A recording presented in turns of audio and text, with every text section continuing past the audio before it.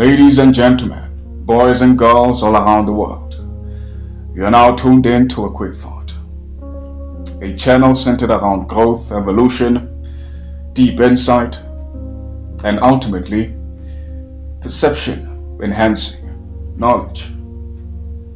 Although fundamentally it's rooted in two forms, or rather natures of thought, namely unconventional thought as well as controversial thought. So if that's something which might be of interest to you, do stick around. And on that note, if you've seen this channel for the first time, I welcome you warmly. And do know that your subscription to this channel will be utterly and overly appreciated. Same applies to the returning viewer. And with that out of the way, I will dive down to business.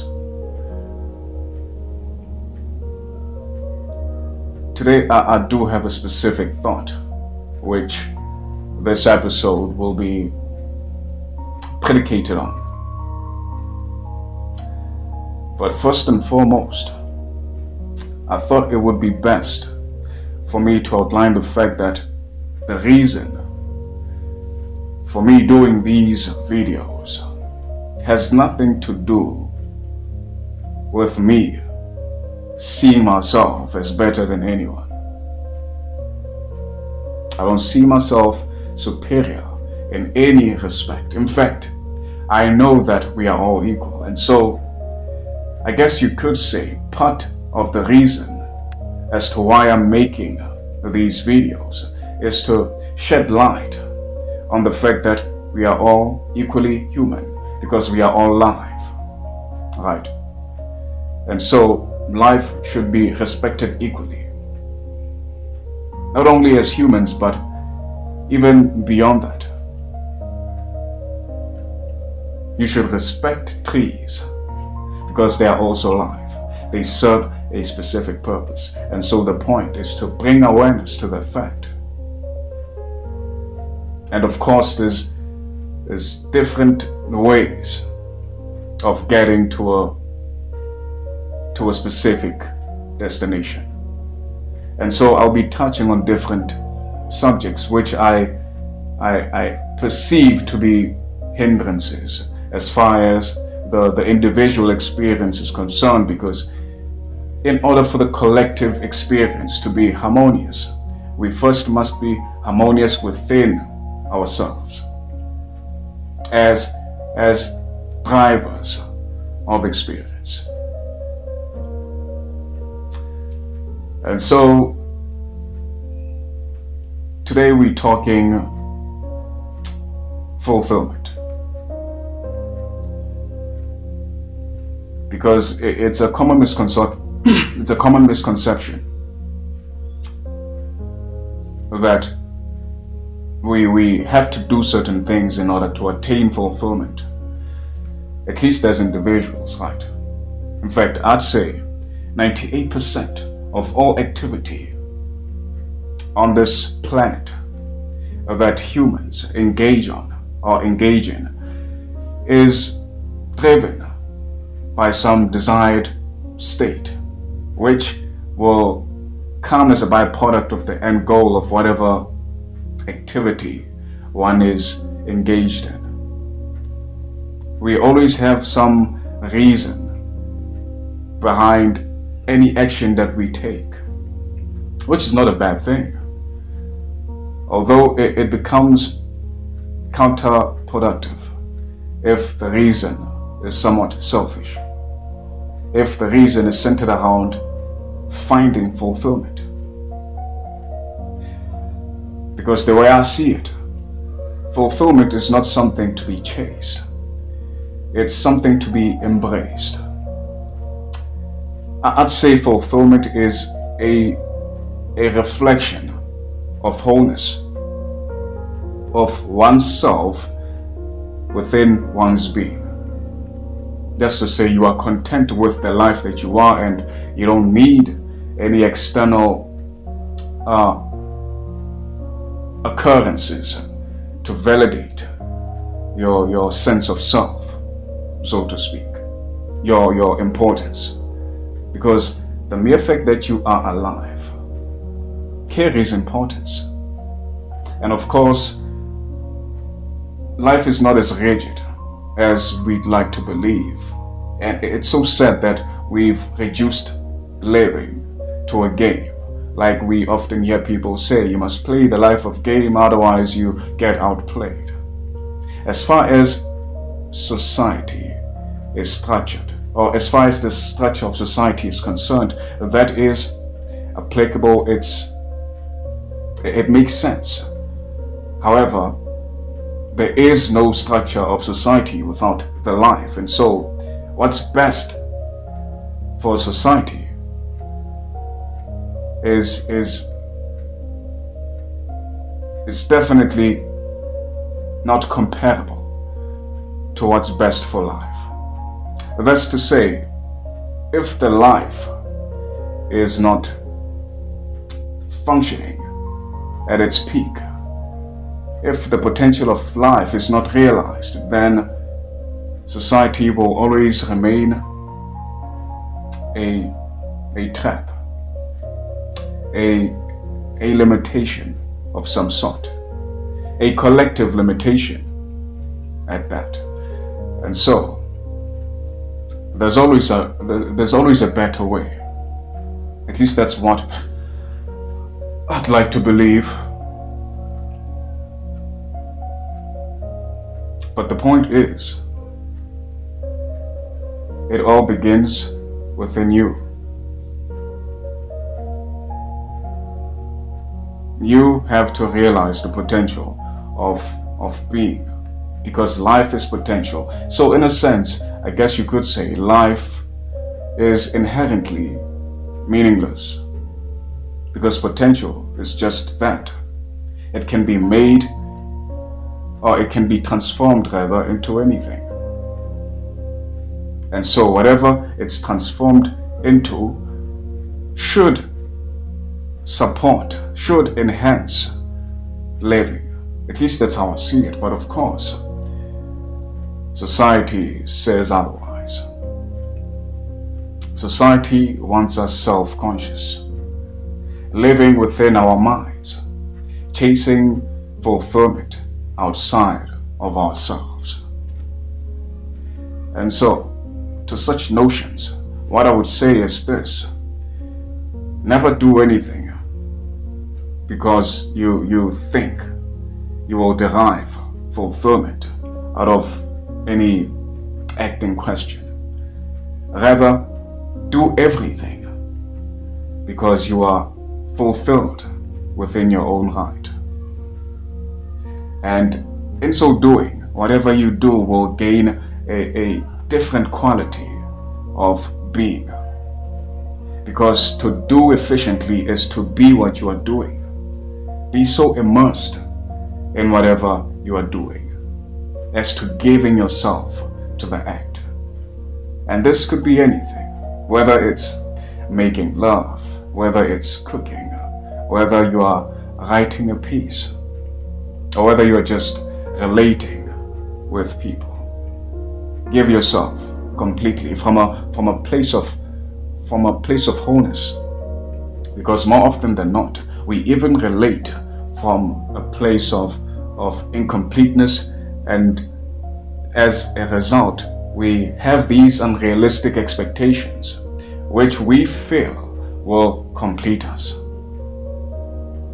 which in most cases is not even possible, because the person is not meant to accommodate your being in the way that you expect. But nevertheless, the person might be there for a divine purpose, if I may. The person might be there for a reason which you are oblivious to, but nevertheless require. for your evolution. But of course, expectation breeds ingratitude. And so we take for granted things that we get easily, overlooking the fact that they are there for a reason. And the things that we get freely are often the most important things. Take life, for instance. You are alive, which is the most important aspect of being. And yet, how often do we take time to revel in that, in the reality of the fact that we are so lucky to have this opportunity, to be this potential, the potential to be anything. And yet we allow scripts designed by a society to hold us in bay, to dictate the way we go about existing generally.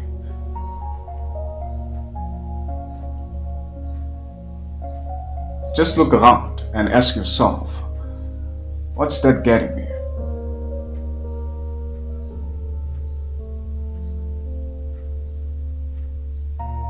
Your life is probably hard, and not for the reasons that you might think. And although you do have to survive because that's what you were taught, you have to afford food, which is not really a big deal until your sense of self and sense of worth is tied to the fact.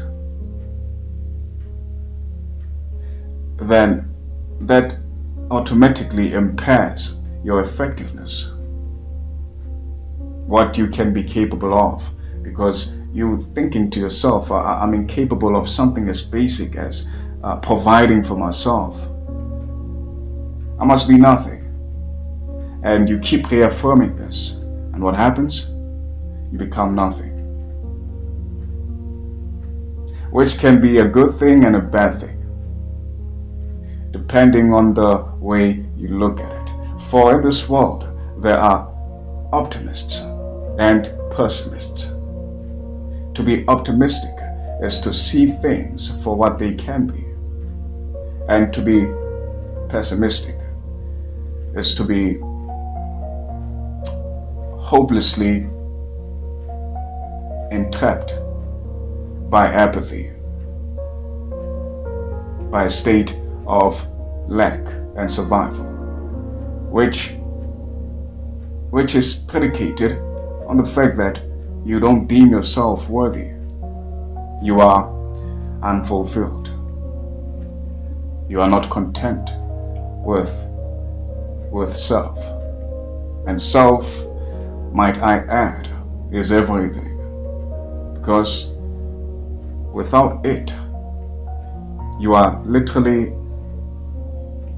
non-existent, at least within a physical space.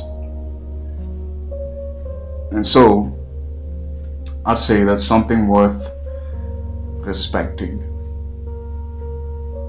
And it's not even that hard. It's only a matter of attitude adjustment.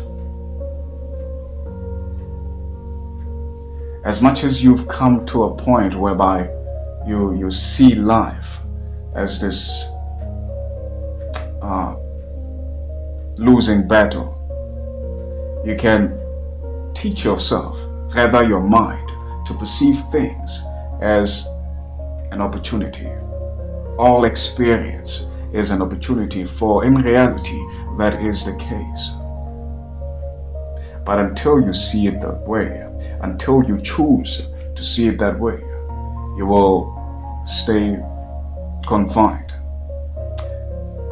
to mediocrity, a mediocre way of being.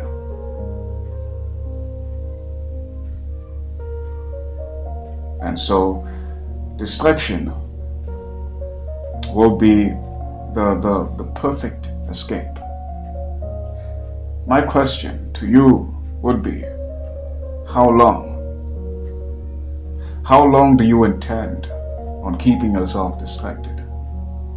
How long do you plan to persist on the notion of life being or amounting to the things that keep us distracted from the reality of being?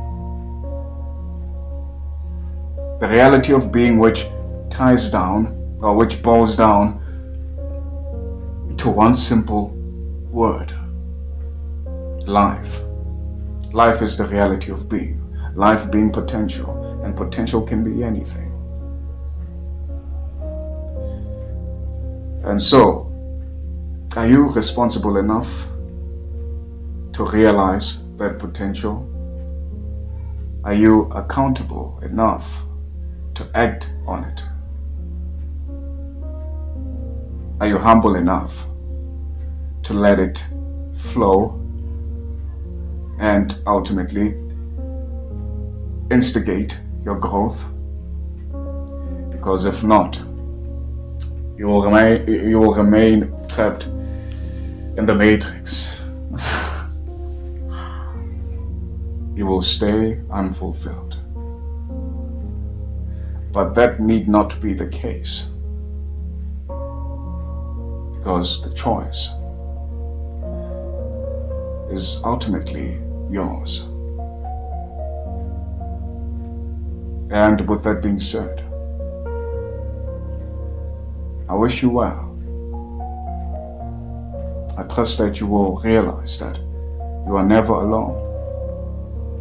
You are never alone.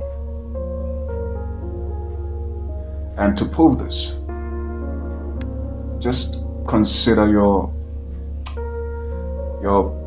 perceptual function. You're looking at me, but are you trying to look? Or do you just see me because your eyes are open?